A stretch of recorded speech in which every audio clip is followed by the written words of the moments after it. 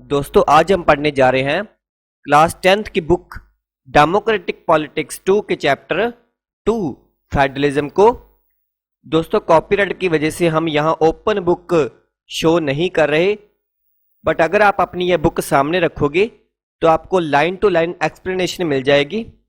और अगर बुक नहीं भी है तो भी कोई प्रॉब्लम नहीं, आप ये वीडियो एंड तक देखिए, आपको टॉपिक बहुत ही अच्छे से समझ में आ जाएगा। दोस्तों ये चैप्टर फेडरलिज्म की वीडियो का पार्ट 1 है, इसके साथ ही हमने पार्ट 2 को भी अपलोड कर दिया है। पूरे टॉपिक को समझने के लिए दोनों वीडियोस को देखना बहुत जरूरी है। दोस्तों एक प्यारी से रिक्वेस्ट ये है कि अगर आपने अभी तक हमारे चैनल को सब्सक्राइब नहीं किया है तो आप अभी हमारे चैनल यूनिवर्सिटी थिंकर्स को सब्सक्राइब कर लें, ताकि हमारी आने वाली हर वीडियो की इन्फॉर्मेशन आपको मिलती रहे। और जो ऑलरेडी हमारे चैनल को सब्सक्राइब करके यूनिवर्सिटी थिंकर्स में शामिल हो गए हैं उनका बहुत बहुत धन्यवाद। चलिए शुरू करते हैं हमारी आज की वीडियो। दोस्तों अगर हम इस बुक के प्रीवियस चैप्टर में दिए गए बेल्जियम और श्रीलंका के डिफरेंस को देखें तो आपको याद आएगा कि बेल्जियम के कॉन्स्टिट्यूशन में जो मेन चेंजेस, जो बदलाव किए गए, उनमें सेंट्रल गवर्नमेंट की पावर को रिड्यूस करना भी एक था और ये अधिकार स्टेट गवर्नमेंट को दिए गए। बेल्जियम में उससे पहले भी रीजनल गवर्नमेंट्स थी, तब भी उनकी इंपॉर्टेंस थी, अपनी पावर थी, बट ये सारी पावर और अधिकार उनको सेंट्रल गवर्नमेंट द्वारा दिए गए थे और वो उनको वापस भी ले सकती थी। 1993 में कुछ चेंजेस हुए और रीजनल गवर्नमेंट्स को कुछ कॉन्स्टिट्यूशनल पावर दी गई। इन अधिकारों के लिए अभी रीजनल गवर्नमेंट्स सेंट्रल गवर्नमेंट्स पर डिपेंड नहीं रही। इस तरह बेल्जियम ने यूनिटरी गवर्नमेंट की जगह फेडरल फॉर्म ऑफ गवर्नमेंट को अपना लिया। श्रीलंका में प्रैक्टिकली अभी भी यूनिटरी फॉर्म ऑफ गवर्नमेंट है, जिसमें सारे अधिकार सेंट्रल गवर्नमेंट के पास ही है। श्रीलंका के तमिल लीडर चाहते थे कि उनके कंट्री में फेडरल सिस्टम हो। फेडरलिज्म एक ऐसा सिस्टम है जिसमें सेंट्रल अथॉरिटी और कंट्री के डिफरेंट कॉन्स्टिट्यूएंट यूनिट्स में पावर को डिवाइड कर दिया जाता है। फेडरेशन में 2 लेवल की गवर्नमेंट होती है। इसमें एक गवर्नमेंट पूरे देश के लिए होती है जो नेशनल इंपॉर्टेंस के सब्जेक्ट्स के लिए रिस्पॉन्सिबल होती है। दूसरी स्टेट या प्रोविंशियल लेवल गवर्नमेंट होती है जो शासन के लिए डे टू डे काम को देखती है। दोनों लेवल की गवर्नमेंट्स अपने अपने लेवल पर इंडिपेंडेंट होकर अपना काम करती हैं। इस सेंस में फेडरल सिस्टम यूनिटरी सिस्टम से ठीक ऑपोजिट है। यूनिटरी सिस्टम में गवर्नमेंट का एक ही लेवल होता है और बाकी यूनिट्स उसके अंडर ही काम करते हैं। इसमें सेंट्रल गवर्नमेंट स्टेट गवर्नमेंट या प्रोविंशियल गवर्नमेंट को कोई काम करने का ऑर्डर दे सकती है, पर फेडरल सिस्टम में सेंट्रल गवर्नमेंट स्टेट गवर्नमेंट को ऑर्डर नहीं दे सकती। स्टेट गवर्नमेंट के पास अपनी पावर्स होती है और इसके लिए वो सेंट्रल गवर्नमेंट को आंसरेबल नहीं होती है, बट ये दोनों गवर्नमेंट अपने अपने लेवल पर लोगों के लिए आंसरेबल होती है। फेडरलिज्म की कुछ की फीचर्स को देख लेते हैं। इसमें गवर्नमेंट्स 2 या 2 से ज्यादा लेवल्स वाली होती है। बुक में लेवल्स के लिए टायर वर्ड भी गिवन होगा। गवर्नमेंट के डिफरेंट लेवल्स और टायर सेम सिटीजन को गवर्न करते हैं, उन पर शासन करते हैं, पर कानून बनाने, टैक्स कलेक्ट करने और एडमिनिस्ट्रेशन मीन प्रशासन का उनका अपना अपना ज्यूरिस्डिक्शन होता है, मीन्स अपना अपना एक अधिकार क्षेत्र होता है। डिफरेंट टायर की गवर्नमेंट के ज्यूरिस्डिक्शन कॉन्स्टिट्यूशन में क्लियर रिटन होता है, इसलिए कॉन्स्टिट्यूशन गवर्नमेंट के हर लेवल की एक्सिस्टेंस और अथॉरिटी की गारंटी देता है। कॉन्स्टिट्यूशन के फंडामेंटल प्रोविजन को किसी एक लेवल की गवर्नमेंट अकेले नहीं बदल सकती। ऐसी चेंजेस दोनों लेवल की गवर्नमेंट को एग्री होने पर ही पॉसिबल है। कोर्ट्स मींस अदालतों को कॉन्स्टिट्यूशन और डिफरेंट लेवल्स की गवर्नमेंट की पावर को इंटरप्रेट करने का अधिकार है। इंटरप्रेट मींस स्टडी करके अपना फाइनल डिसीजन देना। डिफरेंट लेवल्स की गवर्नमेंट के बीच पावर को लेकर अगर कोई डिस्प्यूट हो, कोई झगड़ा हो, तो उसमें हाईएस्ट कोर्ट एक अंपायर का काम करता है। और इंडिया की हाईएस्ट कोर्ट कौन सी है और वो कहाँ है, वो आप मुझे नीचे कमेंट सेक्शन में जरूर बताना। रेवेन्यू मींस आमदन के जो सोर्स है, साधन है वो दोनों लेवल्स की गवर्नमेंट के लिए अलग अलग क्लियरली स्पेसिफाइड है, जो इनकी फाइनेंशियल ऑटोनॉमी इंश्योर करते हैं। इस तरह फेडरल सिस्टम के ड्यूअल ऑब्जेक्टिव्स है, कंट्री की यूनिटी की सुरक्षा करना और उसे प्रमोट करना, इसके साथ ही रीजनल डाइवर्सिटी को भी रिस्पेक्ट देना। इसलिए फेडरलिज्म में दो चीजें बहुत इंपॉर्टेंट है, डिफरेंट लेवल्स की गवर्नमेंट के बीच पावर शेयरिंग के रूल्स पर सहमति होनी चाहिए और इनका एक दूसरे पर भरोसा होना चाहिए कि वो इस एग्रीमेंट को मानेंगे। एक अच्छे फेडरल सिस्टम में ये दोनों एस्पेक्ट्स होते हैं, एक तो म्यूचुअल ट्रस्ट मींस आपसी भरोसा और दूसरा साथ रहने पर सहमति। सेंट्रल और डिफरेंट स्टेट गवर्नमेंट के बीच power sharing her federal government में डिफरेंट टाइप की होती है। ये बात इस चीज पर डिपेंड करती है कि फेडरेशन की फॉर्मेशन किस हिस्टोरिकल कॉन्टेक्स्ट में हुई है। फेडरेशन की फॉर्मेशन दो मेथड से होती है। पहला है दो या दो से अधिक इंडिपेंडेंट स्टेट को साथ लाकर एक बड़ी यूनिट बनाना। इसमें दो इंडिपेंडेंट स्टेट अपनी सोवरेनिटी को साथ करते हैं, अपनी अलग अलग आइडेंटिटी को भी बनाए रखते हैं, अपनी सिक्योरिटी और प्रॉस्पेरिटी, सुरक्षा और खुशहाली बढ़ाने का रास्ता बना लेते हैं। इसे कमिंग टुगेदर फेडरेशन कहते हैं। साथ मिलकर फेडरेशन बनाने की एग्जांपल है United state America, Switzerland and Australia.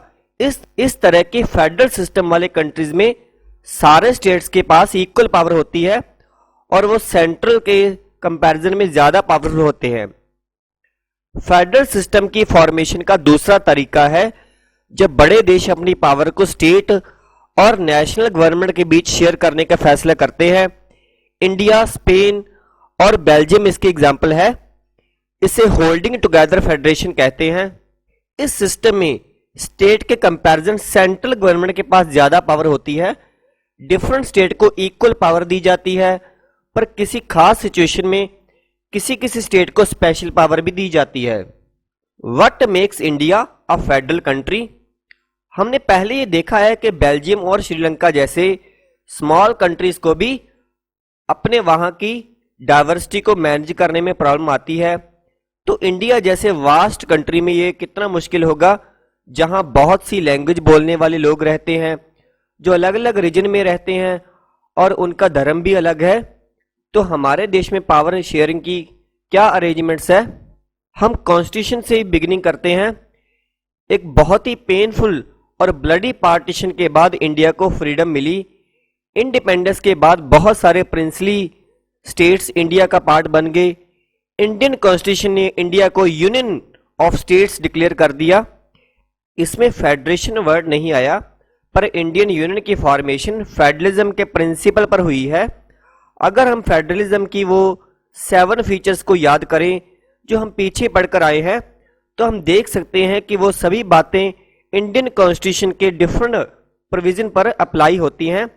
Constitution originally 2 tier system of government provide करवाता है, जिसमें एक तो यूनियन गवर्नमेंट है जिसे हम सेंट्रल गवर्नमेंट भी कहते हैं, जो कि यूनियन ऑफ इंडिया को रिप्रेजेंट करती है, और दूसरी है स्टेट गवर्नमेंट। बाद में इसे पंचायत और म्यूनिसिपैलिटी की फॉर्म में एक थर्ड टायर भी ऐड किया गया। किसी भी फेडरेशन की तरह इन डिफरेंट टायर्स का सेपरेट जुरिस्डिक्शन है, मींस अपना अपना अधिकार क्षेत्र है। कॉन्स्टिट्यूशन में क्लियरली सेंट्रल और स्टेट गवर्नमेंट के बीच लेजिस्लेटिव पावर को 3 पार्ट्स में डिस्ट्रीब्यूट किया गया है। ये 3 लिस्ट इस तरह से है। फर्स्ट है यूनियन लिस्ट। यूनियन लिस्ट में नेशनल इंपॉर्टेंस के सब्जेक्ट्स जैसे कि defence of the country, foreign affairs, banking, communication and currency आते हैं। इन सब्जेक्ट्स को यूनियन लिस्ट में इसलिए डाला गया है क्योंकि पूरे देश के लिए इन मैटर्स में एक तरह की पॉलिसी की जरूरत है। यूनियन लिस्ट में जो सब्जेक्ट्स मेंशन हैं उन पर कानून बनाने का अधिकार ओनली सेंट्रल गवर्नमेंट को है। स्टेट लिस्ट में स्टेट और लोकल इंपॉर्टेंस के सब्जेक्ट्स आते हैं जैसे कि police, trade, commerce, agriculture and irrigation. State list में मेंशन सब्जेक्ट्स पर कानून बनाने का अधिकार ओनली स्टेट गवर्नमेंट के पास है। थर्ड है कॉन्करेंट लिस्ट। कॉन्करेंट लिस्ट में सेंट्रल गवर्नमेंट और स्टेट गवर्नमेंट दोनों के कॉमन इंटरेस्ट के सब्जेक्ट आते हैं, जैसे कि education, forest, trade union, marriage, adoption और सक्सेशन मींस किसी को गोद लेना और उत्तराधिकार से रिलेटेड इन सब्जेक्ट्स पर कानून बनाने का अधिकार स्टेट और यूनियन गवर्नमेंट दोनों को है। बट अगर दोनों के लॉज में कोई डिस्प्यूट हो, कोई टकराव हो, तो यूनियन गवर्नमेंट का बनाया कानून ही माना जाएगा। अभी एक क्वेश्चन ये है कि जो सब्जेक्ट्स इनमें से किसी भी लिस्ट में नहीं आते उनका क्या होगा, और फिर कंप्यूटर सॉफ्टवेयर जैसे सब्जेक्ट्स किसके अधिकार क्षेत्र में रहें, क्योंकि ये तो कॉन्स्टिट्यूशन बनने के बाद आए हैं, तो हमारे कॉन्स्टिट्यूशन के अकॉर्डिंग ये बाकी बचे सब्जेक्ट्स भी यूनियन गवर्नमेंट के पास ही रहते हैं और वही इन पर कानून बनाते हैं। इन्हें रेजिडुअरी सब्जेक्ट्स भी कहते हैं। हमने देखा है कि होल्डिंग टुगेदर फेडरेशन में सारे कॉन्स्टिट्यूएंट यूनिट्स को इक्वल पावर, बराबर अधिकार नहीं मिलते। इंडियन यूनियन के सारे स्टेट्स को भी बराबर अधिकार नहीं है। कुछ स्टेट्स के पास स्पेशल पावर है। जम्मू एंड कश्मीर एक ऐसा स्टेट है जिसका अपना कॉन्स्टिट्यूशन है, खैर अभी तो नहीं है। जम्मू एंड कश्मीर का ये स्पेशल स्टेटस खत्म कर दिया गया है, बट ये एक एग्जाम्पल तो है। सो बुक में जैसे मेंशन है हम एक बार उसे वैसे ही पढ़ेंगे जब तक इन बुक्स को रिवाइज नहीं कर दिया जाता। तो इंडियन कॉन्स्टिट्यूशन की बहुत सारी प्रोविजंस स्टेट असेंबली के अप्रूवल के बिना जम्मू कश्मीर पर एप्लीकेबल नहीं होती थी।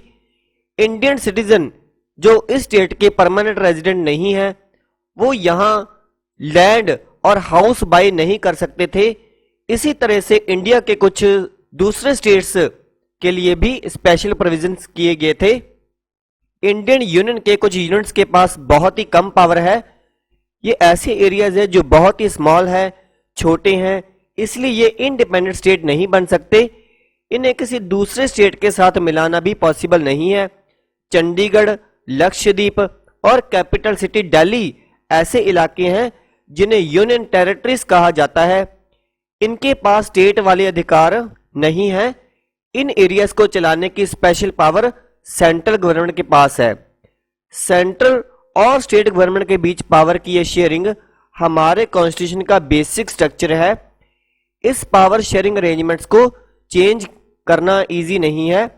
अकेले पार्लियामेंट इस सिस्टम में चेंज नहीं कर सकती। ऐसी किसी भी चेंज को पहले पार्लियामेंट के दोनों हाउस में कम से कम 2/3 मेजोरिटी के साथ पास होना जरूरी है। फिर at least half of the total states means जितने भी टोटल स्टेट है उनमें से आधे स्टेट्स की लेजिस्लेटिव मींस विधानसभा में भी मंजूर होना जरूरी है। कॉन्स्टिट्यूशनल प्रोविजंस और प्रोसीजर्स की इंप्लीमेंटेशन की देखरेख में जुडिशरी बहुत इंपॉर्टेंट रोल प्ले करती है। पावर के डिवीजन में अगर कोई झगड़ा है तो हाई कोर्ट या सुप्रीम कोर्ट में ही फैसला होता है।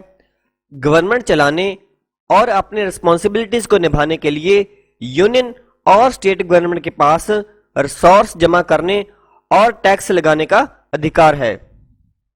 दोस्तों आप इस वीडियो को लाइक और शेयर जरूर करिएगा ताकि जो ज़्यादा से ज़्यादा स्टूडेंट्स इससे बेनिफिट ले सकें।